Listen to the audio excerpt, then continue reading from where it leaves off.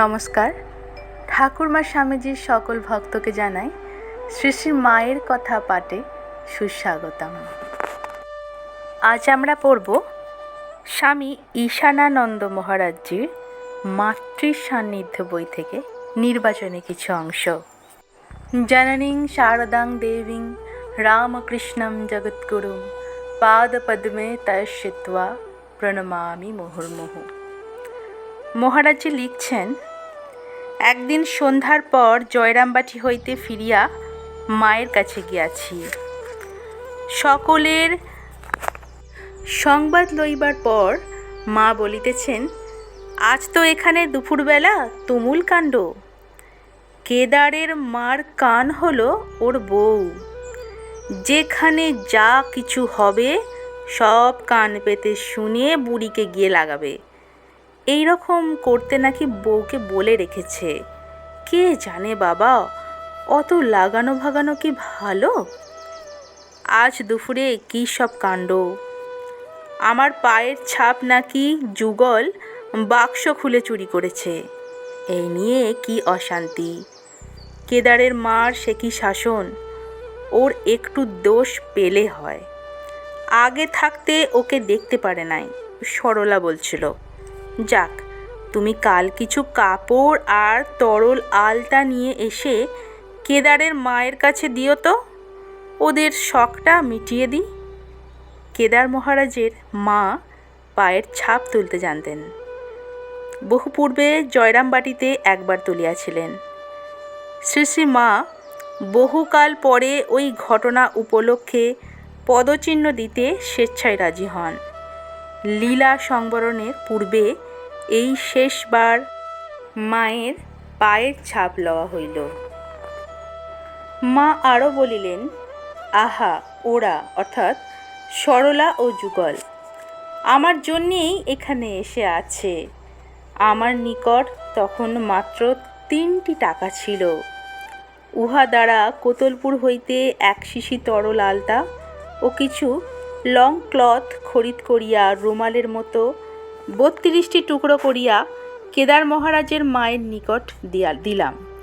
2-4 দিন পর সকালে স্নানের পূর্বে মায়ের পায়ের ছাপ তুলিয়া মেয়েদের সকলকে একটি করিয়া দেয়া হইল এবং আমাকেও কয়েকটি দিলেন। সকলেই আনন্দিত হইলেন। ঝগড়া ও অশান্তির নিষ্পত্তি হইল। সরলা ও যুগল পরদিনই কলকাতায় চলিয়া গেলেন। মায়ের আদেশে কয়েকটি ছাপ রেজিস্ট্রি ডাকে তাহাদিগকে কলকাতায় পাঠানো হইল। এর পরের যে ঘটনাটি পড়ব, সেই ঘটনাটি আমাদের সকলেরই পড়লে হয়তো মন একটু খারাপ লাগতে পারে। কারণ বিষয়টি নলিনীদির যে একটি ছেলে ছিলেন ন্যাড়া, তার মৃত্যু কিভাবে হয় এবং সেই সময় মায়ের কথোপকথন, সেগুলো পড়ব। আসুন পড়ে নিই। 1326 সাল, ইংরেজি 1919 খ্রিস্টাব্দ, বৈশাখ মাস। সকালে কিছু ফল মিষ্টি সহ জয়রামবাটি গিয়া নলিনীদি প্রভৃতির সংবাদ লইয়া বেলা 11টা নাগাদ কোয়ালপাড়া ফিরিয়া আসিয়া মাকে বলিলাম, সকলে ভালোই আছে, তবে ন্যাড়ার সামান্য সর্দি ও গলা ব্যথা হয়েছে। মা বলিতেছেন, কাল সকালে তুমি বৈকুণ্ঠকে সঙ্গে করে নিয়ে গিয়ে একবার দেখিয়ে এসো না। খুব সকালেই চলে যেও। আমি আজ বৈকুণ্ঠকে বলে রাখব। দুপুরে রোদে বৈকুণ্ঠের ফিরতে কষ্ট হবে, সেখানে খাওয়া দাওয়া করে বিকালে এসো। ডাক্তার বৈকুণ্ঠ মহারাজ অর্থাৎ স্বামী মহেশ্বরানন্দ মহারাজজি পূজনীয় শরৎ মহারাজের নির্দেশে রাধুর জন্য বাঁকুড়া আশ্রম হইতে আসিয়া কয়েকদিন হইল কোয়ালপাড়ায় আছেন। ব্যাঙ্গালোরের নারায়ণ আয়াঙ্গারও ওই সময় কিছুদিন যাবৎ শ্রী শ্রী মায়ের কোয়ালপাড়া আশ্রমে আছেন।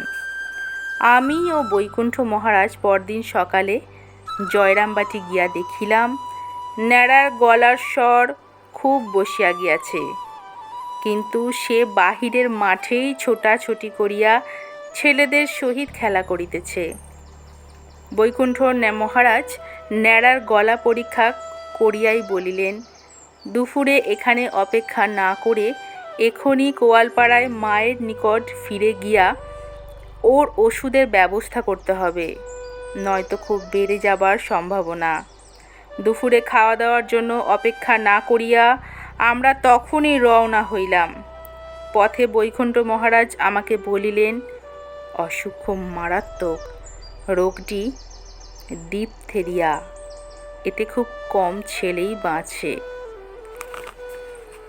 তাড়াতাড়ি কোয়ালপাড়ায় আসিয়া বৈকুণ্ঠ মহারাজ মাকে বলিলেন, মা, ন্যাড়ার অসুখ খুব কঠিন, রোগটি ডিপথেরিয়া, এর ওষুধ এখানে পাওয়া যাবে না, এখনই ব্যবস্থা না করলে খুবই শক্ত হয়ে পড়বে। ইহা শুনিয়া খুব বিচলিত হইয়া মা বলিতেছেন, তাহলে উপায় কি হবে? মা এই কথা বলাতে নারায়ণ আয়াঙ্গার খুবই আগ্রহ সহকারে বলিলেন, যা হয় আমরা এখনই ব্যবস্থা করিতেছি, আপনি চিন্তিত হইবেন না। মা বললেন, তা বৈকুণ্ঠ যেমন আশঙ্কার কথা বলেছে, রোগ যে খুব বাড়াবাড়ি হয়ে দাঁড়িয়েছে। কই, কাল তো বরদা তেমন কিছু বলেনি। আমি বললাম, মা, ছেলেদের গলার ব্যথা ডিপথেরিয়া যে অতি মারাত্মক রোগ তা আমি এখনও বুঝতে পারিনি, কখনো শুনিও নি। ন্যাড়া খেলে বেড়াচ্ছে। মহারাজ ন্যাড়াকে ডেকে গলা পরীক্ষা করে রোগ ধরেছেন। যাহা হোক, স্থির হইল ইঞ্জেকশনের জন্য এখনই আরামবাগে গিয়া কলকাতায় শরৎ মহারাজের নিকট টেলিগ্রাম করিতে হইবে। নিকটবর্তী টেলিগ্রাম অফিস আরামবাগ, কোয়ালপাড়া হইতে 12-14 মাইল পথ। ওই কাজের জন্য আরামবাগে অন্য কাহাকেও পাঠানো সম্ভব হইল না। আয়েঙ্গার আমাকেই আরামবাগে যাইতে অনুরোধ করায় আমি মাকে সমস্ত কথা জানাইলাম। মা বলিলেন, তুমি গেলে এখানে এখন অনেক অসুবিধা হবে, তবে যখন অন্য কাকেও পাওয়া যাচ্ছে না তখন তুমিই যাও। সন্ধ্যা নাগাদ এখানে ফিরে আসতে পারবে তো? আমার সাইকেলটি একেবারেই অচল, অগত্যা হাঁটিয়াই বেলা 1টা নাগাদ আরামবাগ রওনা হইলাম। 12-14 মাইল পথ প্রায় 3 ঘন্টায় অতিক্রম করিয়া বেলা 4টে নাগাদ আরামবাগ পোস্ট অফিসে পৌঁছিয়া দেখি বৃদ্ধ পোস্টমাস্টার পোস্ট অফিস বন্ধ করিয়া বাড়ি যাইবার উদ্যোগ করিতেছেন। আমার বিশেষ অনুরোধে দরজা খুলিয়া টেলিগ্রামটি করিয়া দিলেন। ওই দিন রাত্রেই আরামবাগ হইতে ডাক্তার প্রভাকর বাবু ও উকিল মণিবাবু জয়রামবাটিতে আসিয়া পৌঁছিলেন এবং ন্যাড়ার গলায় ভেপার গ্যাস দিতে আরম্ভ করিলেন। শরৎ মহারাজ কলকাতা হইতে ভূপেশ্বর সেন মারফত ঔষধ পাঠাইয়াছেন। ভূপেশ্বর ট্রেনে বিষ্ণুপুর নামিয়া সাইকেলে আসিয়া বেলার 9টা নাগাদ পৌঁছিল। যাহাই হোক, ঔষধ যখন আসিল তখন উহার প্রয়োগের অবস্থা অতিক্রান্ত হইয়াছে। রোগীর অবস্থা ক্রমশই সংকটাপন্ন হইয়া দাঁড়াইল। মা আমাকে বৈকালে বারবার বলিতেছেন, বরদা, পালকি ঠিক করে রাখো, কাল সকালে জয়রামবাটি যাব। এদিকে সকল চেষ্টা ব্যর্থ করিয়া ওই দিনই 5ই বৈশাখ বেলা 5টা নাগাদ ন্যাড়া মারা গেল। মা সেই রাত্রে খুবই কান্নাকাটি করলেন। পরদিন মা ন্যাড়ার সম্বন্ধে বলিতেছেন, ছেলেটা কোনো যোগভ্রষ্ট সাধক বা মহাপুরুষ ছিল, সামান্য একটু বাকি ছিল, সেটুকু ভোগ হয়ে গেল, শেষ জন্ম। এই বয়সের ছেলের মধ্যে অত সৎসংস্কার দেখাই যায় না।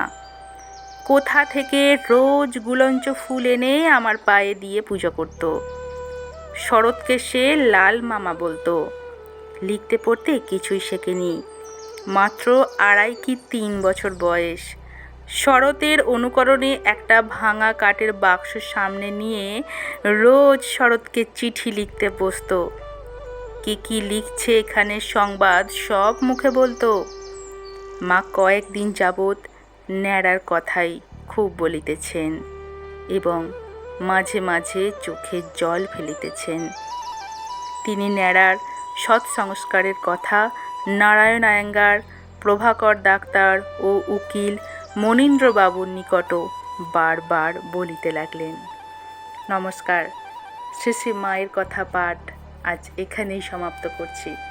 ঠাকুরমা স্বামীজির কৃপায় আপনারা সকলে ভালো থাকুন, সুস্থ থাকুন ও আনন্দে থাকুন। জয় মা।